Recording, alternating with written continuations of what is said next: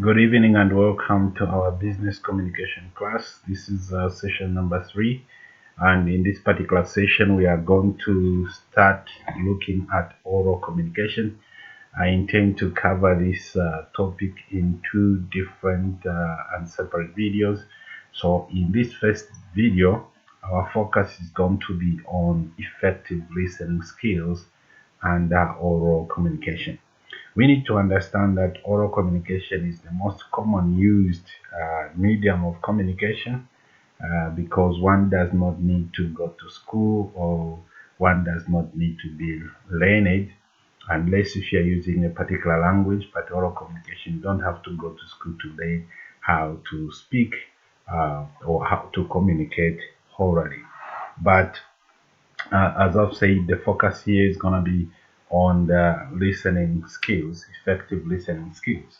But before that, talking about oral communication, common medium of communication that most people would use, and oral communication is usually used for informal communication, even though oral communication can be applied in formal situations, but mostly where oral communication is applied is on informal kind of communications.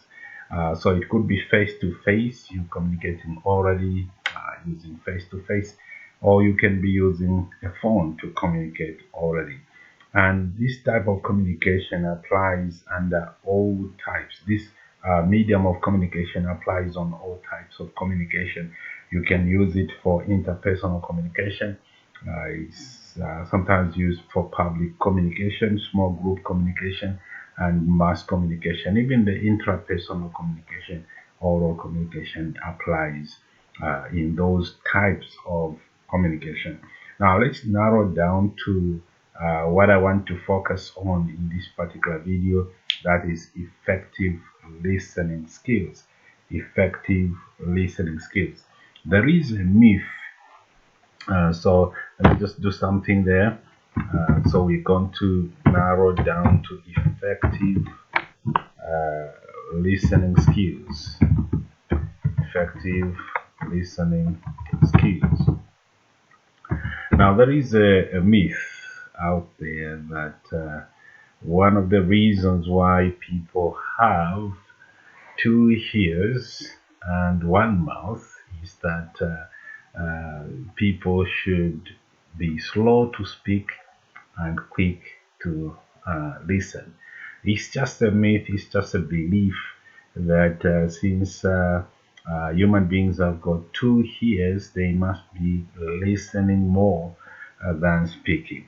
The truth of the matter is that we get more understanding and more information from listening uh, to ideas from other people than from speaking, actually. So, listening should be more important than talking. Listening should be more important than talking. That's what that myth is all about. That listening should be more important than talking. Okay, so let's continue with our look at effective listening skills. Now, when we use the word listen and hearing, there is a slight difference. So the difference between the word listening and hearing is this. So we have listening and hearing. What's the difference between the two? The difference is simply that listening is active. Listening is active. We listen for understanding. We listen. When somebody is listening, understanding is enhanced. So listening, there is the listener is more active to understand what the speaker is sharing, while hearing is quite passive. Hearing is quite passive. Hearing is passive. So when you are talking to somebody, you may try to find out whether they are active in that communication, oral communication, or they are passive. So when the listeners or the hearers of the message or the receivers of the message take a passive attitude or passive law, it means that uh, they are not active. They are just hearing what the communicator is saying, but they are not active. They are not engaging themselves in understanding what is being spoken. While listening takes more of an active role, trying to understand what the speaker is saying. So, what are the benefits of effective listening? Benefits of effective listening. What are some of the benefits of effective listening? What does effective listening do to both the listener and the speaker? The following are some of the benefits of effective listening. So let's list those benefits down there. Number one, effective listening will produce better relationships. Effective listening will produce better relationships. Why? Effective listening promotes understanding. And if there be understanding in communication, you minimize differences, you minimize the powers, you minimize the misunderstandings because of effective listening. Effective listener will be able to understand what the speaker is communicating, and so that will enhance relationships because that enhances understanding between the two parties that are involved in the communication process. So effective listening builds better relationships or produces better relationships. And when we look at the organization setup, we want an environment where employees are able to understand one another and there is a better relationship that is built amongst the employees. Number two, effective listening produces information. So, produces information. Information can only be grasped where there is effective listening. Take an example of a manager communicating to subordinates or trying to get the subordinates to do something. Effective listening should be applied for the subordinates to get exactly what the supervisor is trying to communicate to them, or to get the ideas of the supervisor, or to get the information that is intended for them. So it has to be a situation where the listeners are effectively engaged or they are active in that communication process for them to be able to get information. So to produce or provide, I should have used the word provide there. So to provide information to the listeners or subordinates or receivers, there should be effective listening. Number three, effective listening also stimulates ideas. When a person is actively listening to what is being said, then there is understanding that is enhanced and more ideas are going to be generated. So it stimulates ideas, stimulates ideas. Effective listening is important because it stimulates ideas. The listener will be able to get more ideas because they are actively involved in the communication process. They are actively involved in the communication process. And finally, effective listening also motivates others to improve their listening. So, in the communication process, if the receiver of the information are engaged in effective listening, that is going to motivate others to also improve their listening skills, obviously, because they are going to see the benefits of effective listening. This is very important for organizations and any other settings because effective listening will promote better relationship, who provide understanding of the information that is being communicated. It stimulates ideas, and finally, it motivates others. So you are able to motivate others through your effective listening. You are motivating others to also improve on their listening skills. So that's what effective listening can do. Those are the benefits of effective listening. Now, let's also look at what poor listening may result in. Poor listening may result in some other things. So let's look at those things. Okay, so say poor listening results. Poor listening results in the following. Poor listening results in the following things.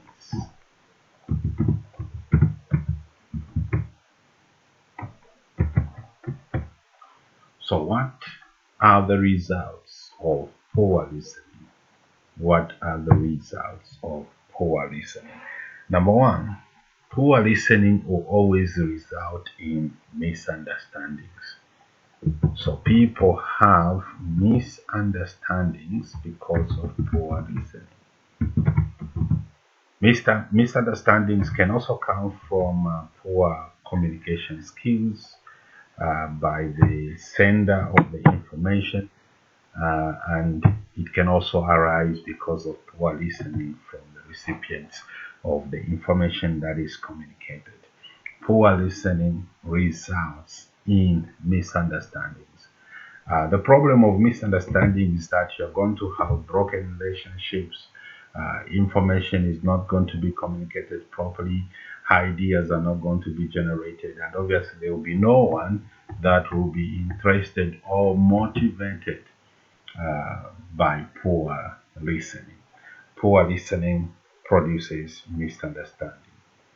And secondly, poor listening may also result in failing to grasp important issues from the conversation or important facts uh, from the conversation or in the communication process. So poor listening results in failure to grasp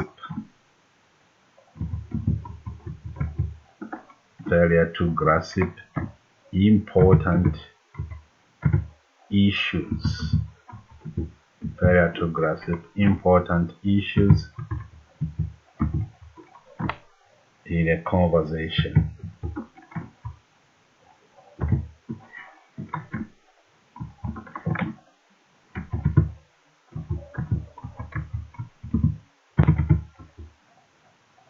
The whole essence of the communication process is to make the recipient of the information understand the facts or important issues that are being communicated. But if there is poor listening, you'll find that it will be very difficult to grasp those important issues from the conversation. Difficult to grasp those important issues from the conversation.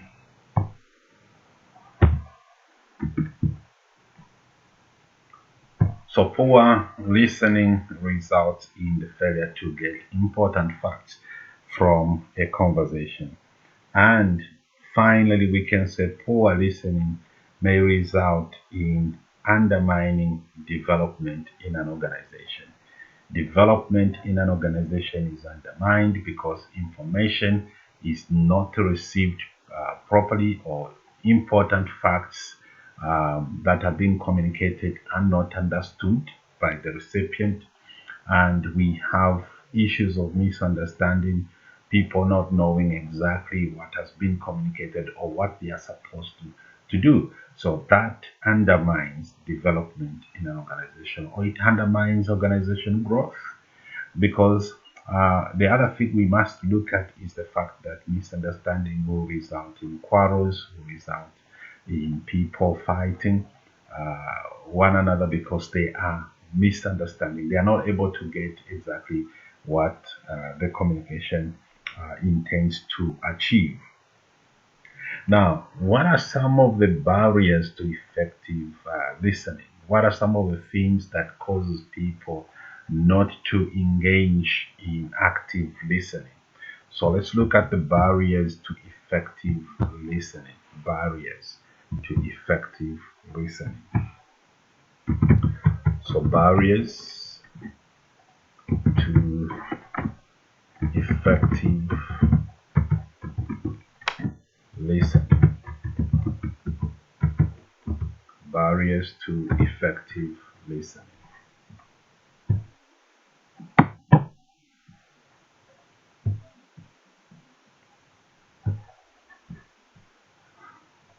So the following are the barriers to effective listening. Number one, barrier to effective listening is the human capacity. Human capacity.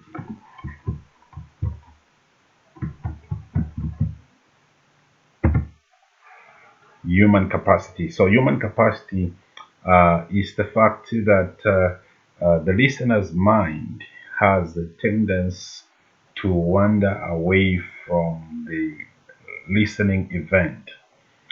When you are listening to something, your mind has a tendency of wandering away or moving about because obviously the thoughts in the mind are processed faster than the rate at which the speaker is speaking. You see, the way thoughts are processed in our minds is quite faster. It can't compare with the rate at which somebody is talking, unless really those who speak faster, who speak like machines. But normal human beings, the speech is a little bit slower than the rate at which thoughts are processed in the mind. So you find that when you are listening to something, even right now as you are listening to this particular video, you'll find that your mind will begin to wander about. And that becomes a barrier to effective listening because as your mind moves about, you're thinking about a lot of things. At the same time, you may be missing the important points in the conversation. You're missing the important points in the conversation because your mind is wandering about. Just for uh, fun purposes here, imagine you are in a church setup and the preacher man is talking. Just look at how your mind shifts from the conversation event to other things, and your mind is just wandering about. So, effective listening can only be achieved if the listeners are able to control their minds and be able to stabilize their minds to the listening event or to the conversation so that you can carefully get what is being talked about.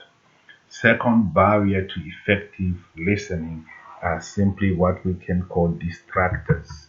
Distractors. So, what are these distractors? These are things that uh, that disturbs the listening process. It could be things like physical noise, the third parties, objects, these things that compete for the listener's attention, we call them distractors. So you are in the listening event, you are in a conversation, then all of a sudden there is noise coming from the outside. That will disturb your listening process and it becomes a barrier to effective listening because while the mind is distracted with those things, you may be missing the important points that are being talked about in the conversation. Number three barrier to effective listening is the failure to distinguish the main points from the supporting details. Failure to distinguish the main points from the support details. So, failure to distinguish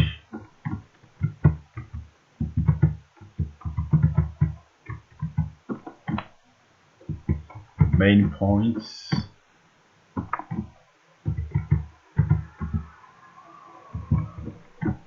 from support details.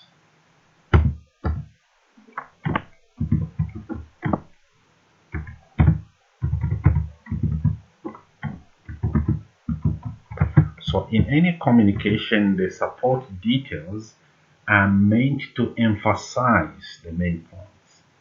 So if somebody in the conversation is using examples, is using other illustrations and other details, those should be made to emphasize the main points. So what the listener must get first and foremost is the main points. Now, to understand the main points of the conversation, the speaker may use other support details, which includes examples. So if the listeners fail to distinguish the main points from the support details, then effective listening is not going to take place. And also the communicator must be able to distinguish the main points from the support details and be able to know how to stress or emphasize the main points. The support details are not supposed to be more emphasized than the main points. The main points are supposed to be emphasized. The support details are just there to make the understanding of the main point clear. Examples are there to make the understanding of the main point clear. Illustrations are there to make the understanding of the main points clear. So if there is a failure to distinguish between this is the main point, this is support details, then effective listening is not going to take place. Then lastly, barrier to effective listening is the issue of retention. It's the issue of retention. Now, there is a limit to what a person can listen to and understand in any given space of time. So, failure to retain what is communicated, failure to retain what is communicated may result from information overload, because there is a limit to what a person can listen to and understand in any given point of time, at any given point of time. So too much information makes it difficult for the listener to retain everything that has been said. It is estimated that listeners are more attentive or active the first 15 minutes of the conversation, up to 45 minutes of the conversation.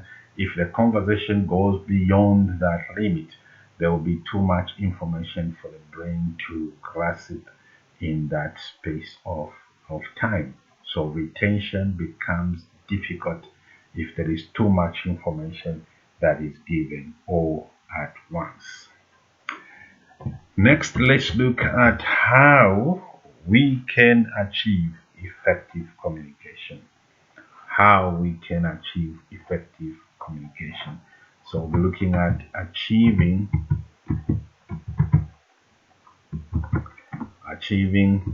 effective communication. Achieving effective listening, So achieving effective listening. How can we achieve effective listening? Achieving effective listening is going to be, achieving effective listening will involve listening that require understanding. Achieving effective listening, number one, will involve listening, the type of listening that require understanding. So, involves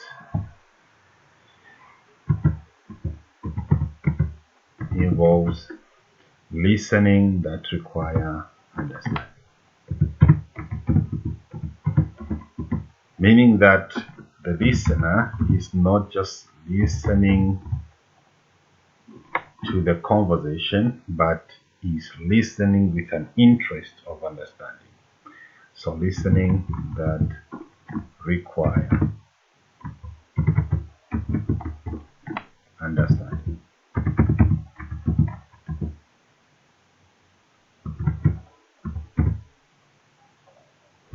So achieving effective listening involves listening that require understanding. The listener must have the interest to understand what is being spoken.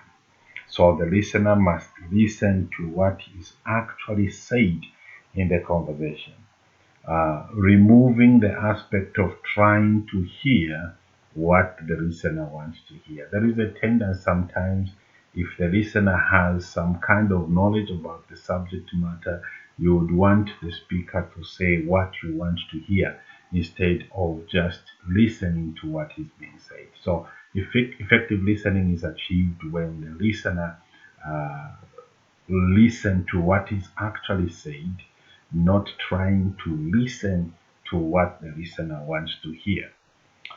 And effective listening, to achieve effective listening is going to be characterized by two things. So characterize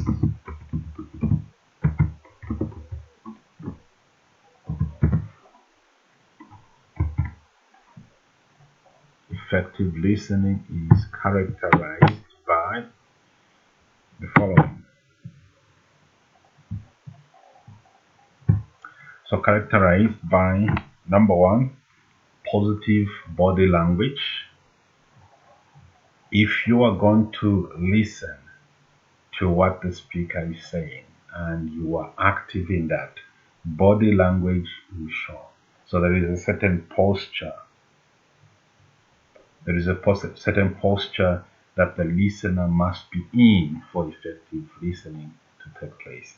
So body language. Number two, attentive body posture, positive body language, and attentive body posture or body pose. So you got to position yourself in a certain way for you to effectively listen. So effective listening can be achieved when the listener gets involved in listening that require understanding, and this is going to be characterized by a positive body language and an attentive body posture. And effective listening may be classified into the following. So classified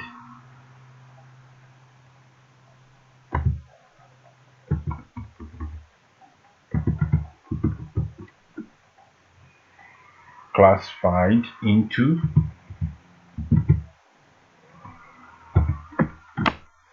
achieving effective listening can be classified into attentive listening, meaning that the listener should be listening to the relevant facts and relevant information.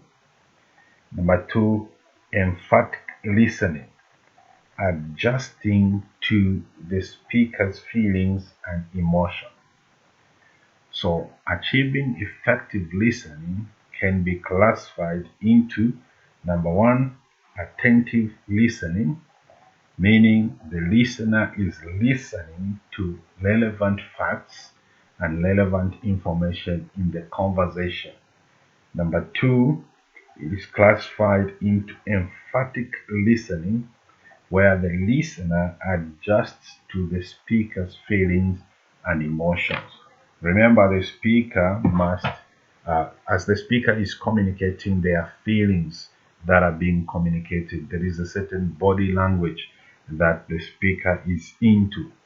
The listener must adjust to the speaker's feelings and the speaker's emotion for effective listening to take place. Who is a good listener? Now, having looked at all these facts surrounding effective listening, let's conclude this part of the chapter by looking at the qualities of a good listener. What are the qualities of a good listener? Qualities of a good listener.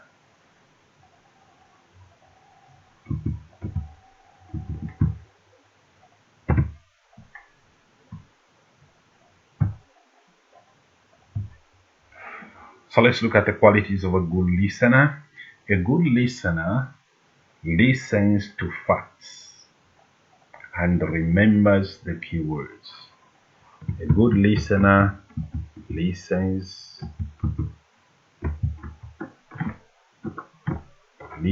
to facts.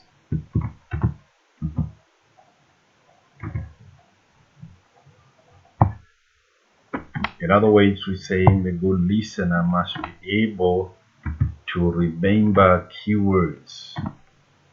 Keywords. A good listener remembers keywords. You may not be able to remember every word that is said in the conversation, but as long as you can pick the keywords from the conversation, you are a good listener. Number 2, a good listener listens to feelings and interprets the speaker's point of view. That is observed sometimes from non-verbal communication. So we would say interprets the speaker's feelings or the speaker's point of view.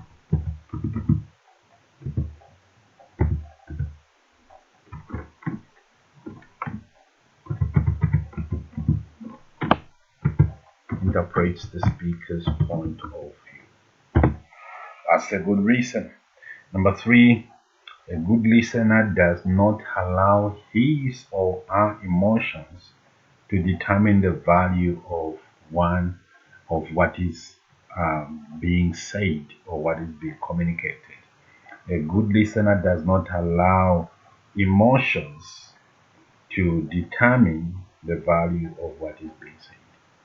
So it means that a good listener suspends his own emotions to allow a true interpretation of what is said. So we can say does not allow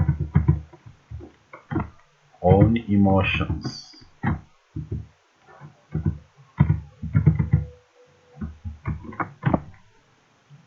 does not allow own emotions to determine the value.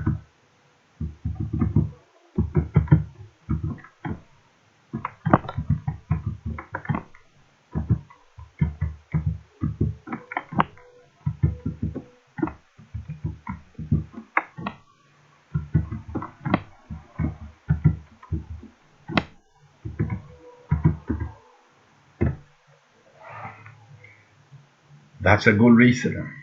Number 4, a good listener may paraphrase the speaker's message. A good listener should be willing to listen. Willingness is a very important quality of good listening. Willing to listen. A good listener should be willing to listen. A good listener has a genuine attitude and interest to listen. A good listener also needs to prepare for the event. If you are a good listener and there is an event taking place where you're supposed to listen to what is being said, or there is a class session that is going to take place and you need to listen to what is going to be communicated there, you need to prepare and conversate yourself with the subject matter that will be discussed. That's part of good listening. A good listener should be able to distinguish main points from supporting details. We've already talked about that. A good listener should be able to distinguish main points from supporting details. Distinguish main points from support details.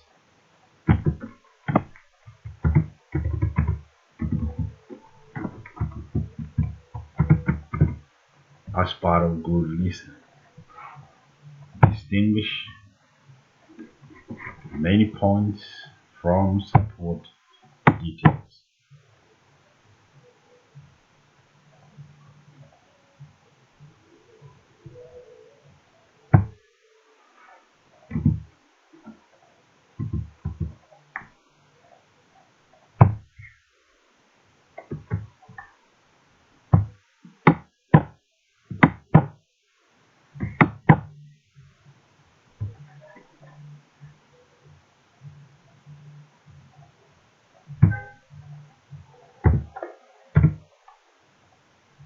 A good listener should be able to distinguish main points from support details. The next point you can put there is the good listener does not allow existing knowledge about the subject to interfere with the listening. Whatever the listener knows about the subject matter should not uh, affect the listener's ability to listen to what is being said about the same subject matter. A good listener should seek to clarify points whenever necessary. So, meaning that good listening may also take an aspect of asking questions, trying to clarify what is being said in the communication. Wow, thank you so much. So let me just run through what we have talked about in this particular session. We are looking at session number 3. The topic is oral communication. And in this particular session, we had focused on one aspect of oral communication, which is effective listening skills. Effective listening skills. So, effective listening skills, we've said listening is different from hearing because hearing takes a passive posture or a passive role. The listener takes a passive role. The receiver of the information takes a passive role, while listening is active. The receiver of the information is taking an active role. Benefits of effective listening. We've said effective listening enhances better relationships, enables information to be conveyed in a conducive manner, stimulates ideas, and motivates others because of the good results that come from effective listening. And we've also talked about the results of poor listening. Results of poor listening, the big one there is misunderstanding. Poor listening always results in misunderstanding. But we've already highlighted the fact that misunderstanding can be caused also by the speaker if the message is not clear and so forth. But sometimes misunderstanding may arise from the fact that the receiver of the information is not engaged in active listening. So that's what poor listening can do. Barriers to effective listening. We've said number one barrier is the human capacity. The human mind always wanders away from the listening event, and that causes difficulties in listening to what is being communicated. Distractors can be things like noise, third parties interfering in the communication. The other barrier is the failure to distinguish main points from the support details, and that can happen from both sides. But here we are talking about listening, so it's the listener's failure to distinguish many points from support details. The other problem, which is a barrier to effective listening, is retention. And the retention problems can be caused because of too much information, which is called information overload. If you give a person too much information within the short period of time, because of the human limitations to grasp too much at the shortest period of time, there will be retention problems. The listener will fail or may fail to retain everything that has been communicated. And finally, we looked at how can we achieve uh, effective listening. Effective listening will involve listening that requires understanding. So the listener must have an interest to understand what is being communicated, and it is characterized by uh, achieving effective listening is characterized by the following factors.